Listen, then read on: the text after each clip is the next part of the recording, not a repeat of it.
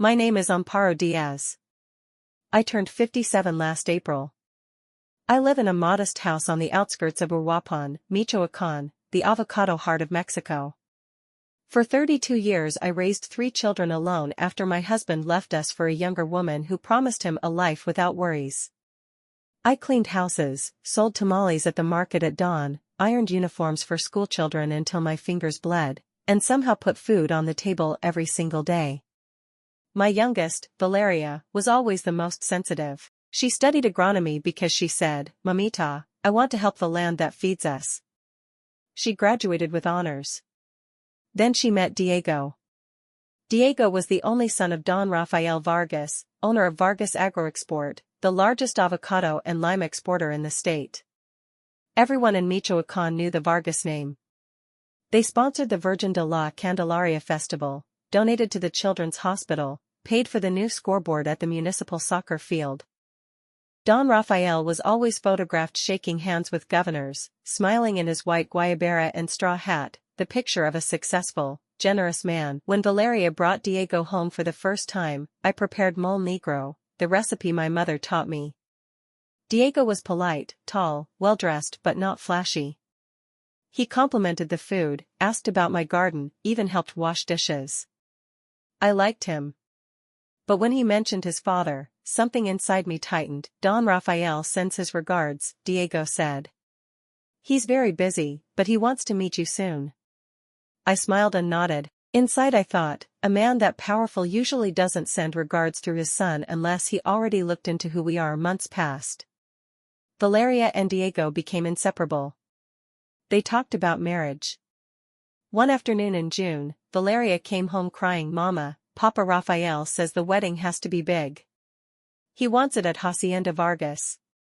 He'll pay for everything, but he wants to choose the guests, the menu, even my dress." I felt the old anger rise, the same anger I felt when my ex-husband said, "Amparo, you don't understand how the world works." "And what did you tell him?" I asked. "I told him it's our wedding." But he laughed. He said, "Nina, in this family we do things properly. Your mother can come, of course, but we can't have the whole mercado there." The mercado. That's what he called my world, the market where I sold food for 20 years so my children could eat. That night I couldn't sleep. I sat in the kitchen with a cup of café de olla and stared at the wall. Something wasn't right. A man who bragged about family values shouldn't speak that way about the mother of his future daughter-in-law. The next week I started paying attention. I asked around discreetly, old friends who worked as gardeners at big houses, cousins who drove trucks for exporters. Little comments began to add up. "Did you know Vargas is digging wells where nobody else can?" my compadre Juan told me over beer one Sunday. During the drought 3 years ago, while the rest of us had no water for the milpa, his orchard stayed green. Another friend, Dona Lupe, who used to clean for the Vargas family, whispered, "He has another woman in Morelia. 2 boys. He visits every Thursday like clockwork." I told myself it was gossip. But gossip in small towns is rarely just gossip. In September I saw it with my own eyes. I was delivering tamales to a hotel in Uruapan when I spotted Don Rafael's black Suburban parked behind the building. I recognized the plates. Curiosity, or maybe instinct, made me walk closer. Through the restaurant window I saw him at a corner table with a woman no older than 35, laughing, feeding her bites of steak. 2 boys, maybe 8 and 10, sat beside her playing on tablets. One called him Papa. My blood ran cold. I took 3 photos with my phone before I left. Blurry, but clear enough. That night I cried. Not for me, for Valeria. My daughter was about to marry into a family built on secrets. I decided I wouldn't say anything yet. I would watch. And I would learn. Over the next months I became someone I never thought I'd be, a quiet investigator in my own life. I asked my nephew Memo, who works in IT for a security company, to help me without telling him everything. "I just need to know if a name appears in public records," I said. He found it quickly. Don Rafael had bought a house in Morelia 4 years earlier, in the name of Laura Elena Guzman. The boys were registered under her last name, but school records showed Rafael Vargas as the father paying tuition. Bank statements, Memo accessed them through a contact who owed him a favor, showed monthly transfers from Vargas Agroexport accounts, rent, school, car payments, even a trip to Cancun. Company money. Not personal. I started feeling sick. If he was stealing from his own business to maintain a secret family, what else was he doing? Then came the water stories. In our region, water is life. The drought had lasted 6 years. Farmers lost everything. Many sold their land to big companies like Vargas Agroexport for almost nothing. I had cousins in Charon whose wells dried up while Vargas's fields were irrigated day and night. One evening I drove to the edge of one of his orchards with my compadre's old truck. I parked far away and walked. Using the flashlight on my phone, I found it, an illegal borehole, a deep well hidden behind eucalyptus trees, no permit visible, pipes running directly to the avocado trees. I recorded a video. The pump was running at 10 p.m. I sent the video to a journalist friend in Morelia who had written about water theft before. She said, "Amparo, if this is real, it's dynamite. But you need more proof." I got more.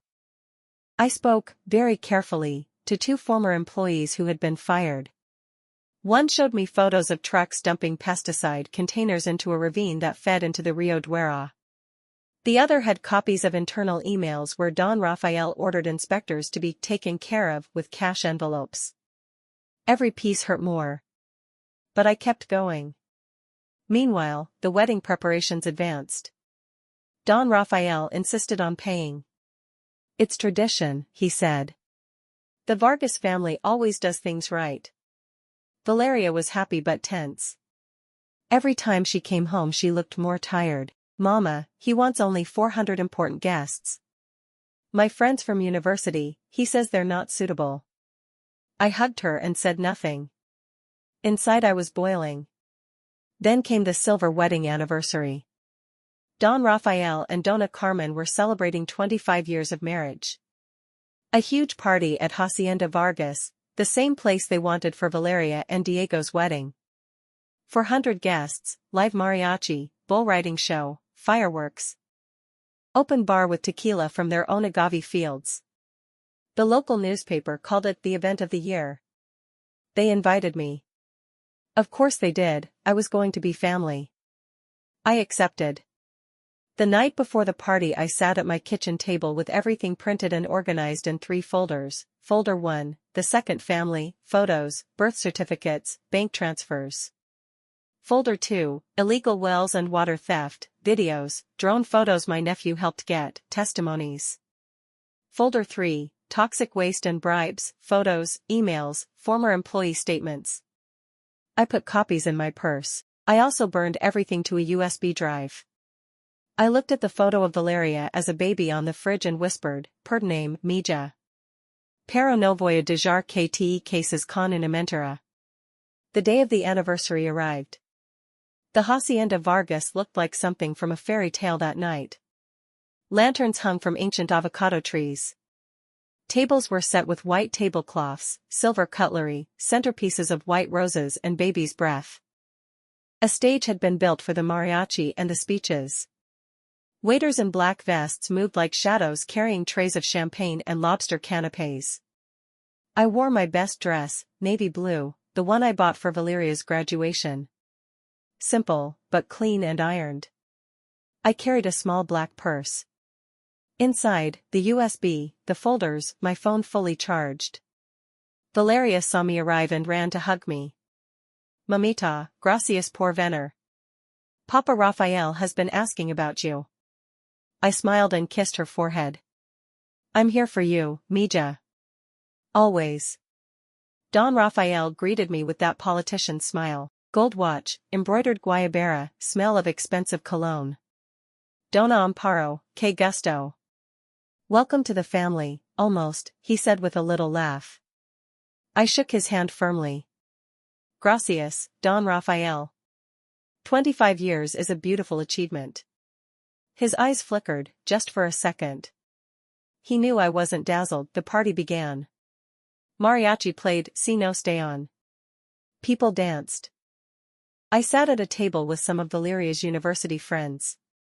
They were nervous, out of place among so many politicians and businessmen. I held their hands under the table. Dinner was served, fillet en salsa de huitlacoche, enchiladas verdes, fresh tortillas. I barely ate. Then came the toasts. First Dona Carmen spoke. She was thin, elegant, always smiling but with sad eyes. She thanked God, her husband, her children. Her voice trembled when she said, "Family is everything." Then Don Rafael took the microphone. He stood tall, glass raised. "Friends, family, compadres, tonight we celebrate 25 years of love, work, and honor. When I married Carmen, I promised her a life of dignity. And I built it, with these hands, with sweat, with vision. We created jobs, we fed families, we put Michoacán on the world map with our avocados. We never asked for handouts. We earned it." Applause. He looked at Diego and Valeria, who were sitting at the main table. "Soon my son will marry this beautiful girl. And I want to say something to you, Valeria, welcome. You come from humble people, but heart is what matters. Isn't that right, Dona Amparo?" He looked directly at me. The whole room turned. Smiles, some nervous laughs. I felt it, the moment he wanted to humiliate me. To remind everyone who was in charge. I stood up slowly. The mariachi stopped playing. Don Rafael's smile froze. "Con permiso," I said loudly enough for the microphone to catch it. I walked toward the stage. My legs were shaking, but my voice was steady. People whispered. Phones came out. I climbed the 3 steps. Don Rafael tried to block me politely. "Dona Amparo, this is..." I took the microphone from his hand. He was so surprised he let me. "Buenas noches," I said. Silence fell like a stone. "My name is Amparo Diaz. I am Valeria's mother. Tonight we celebrate 25 years of marriage. But before we continue toasting to honor and family, there are some truths that need to be said." I pulled the USB from my purse and handed it to the sound technician, a young man I had spoken to earlier. "Pon esto, por favor." The giant screen behind the stage lit up. First photo, Don Rafael with Laura Elena and the 2 boys at a beach in Manzanillo. Timestamp, last Christmas, gasps. Second, birth certificates. Father, Rafael Vargas Guzman. Murmurs grew louder. Third, bank statements. Transfers from Vargas Agroexport to Laura Elena Guzman, maintenance every month. Dona Carmen stood up, hand over her mouth. Don Rafael shouted, "Esto es falso, mentiras." I continued calmly. "These are not lies. These are documents. And there is more." Next slide, drone video of the illegal well. Pump running at night. Clear view of the Vargas Agroexport logo on the pipe. This well is on land that belongs to the community of Charan. No permit.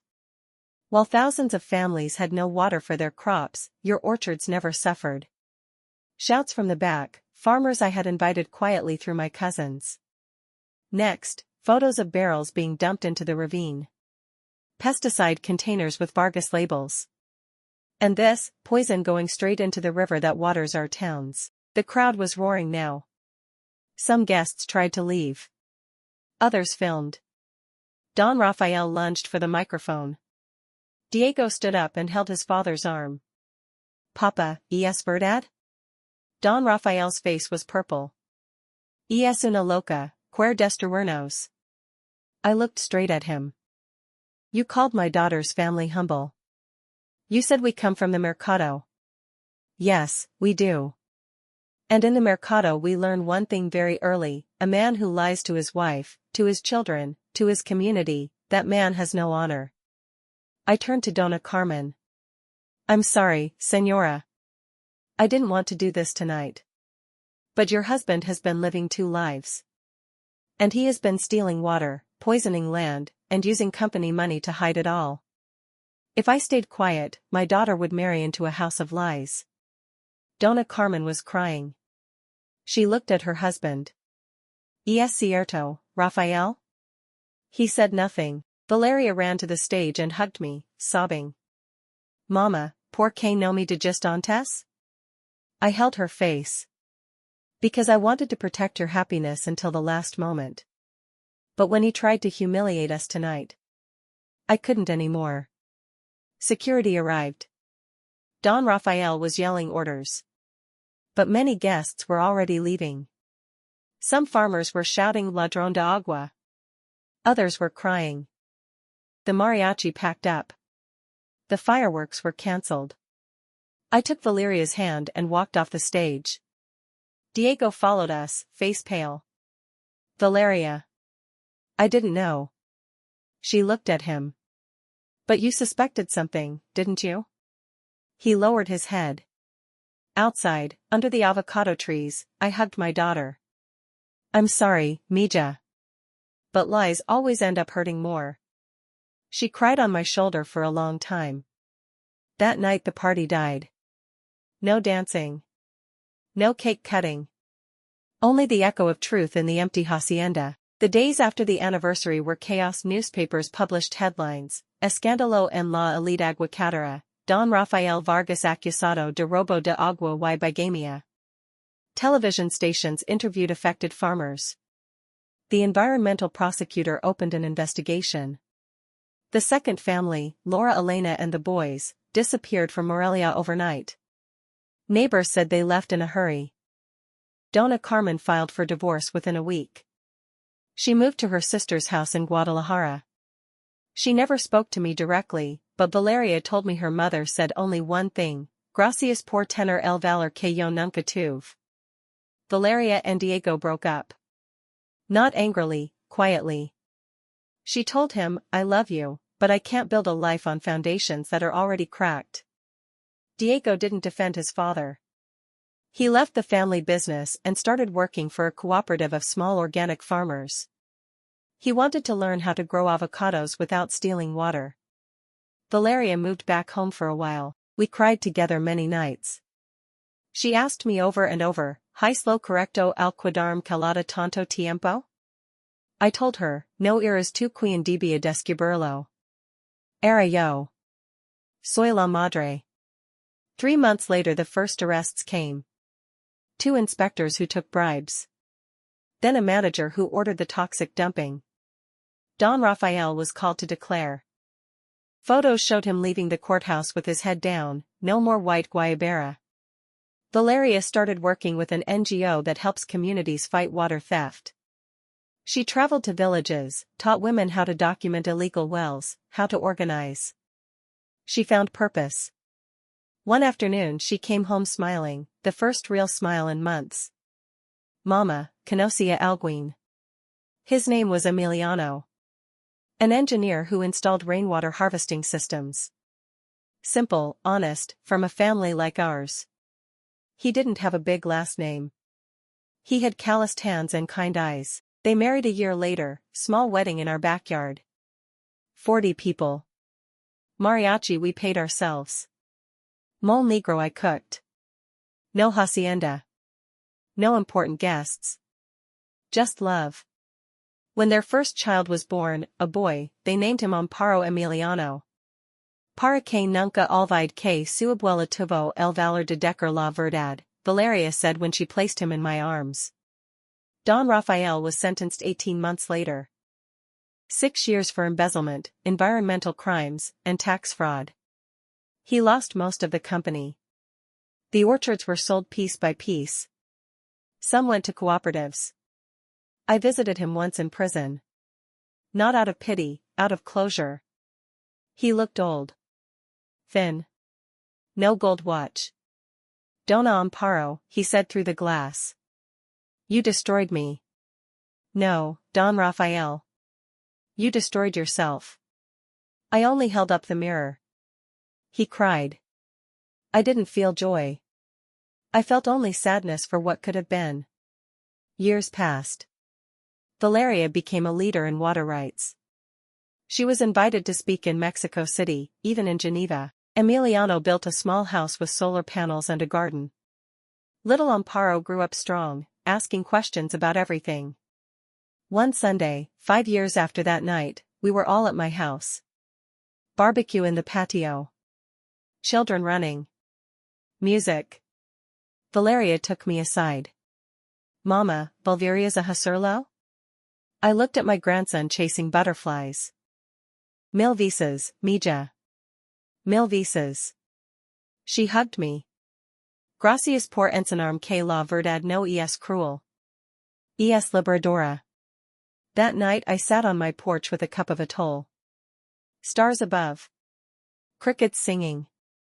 I thought about the woman I was before, the one who ironed uniforms and sold tamales. And the woman I became, the one who stood up in front of 400 people and said enough. I didn't become rich. I didn't become famous. But I became free. And my family became free with me. Because sometimes justice isn't loud applause. Sometimes it's a small boy named after you, running in your garden, laughing under the same avocado tree that once hid so many lies. And that is enough.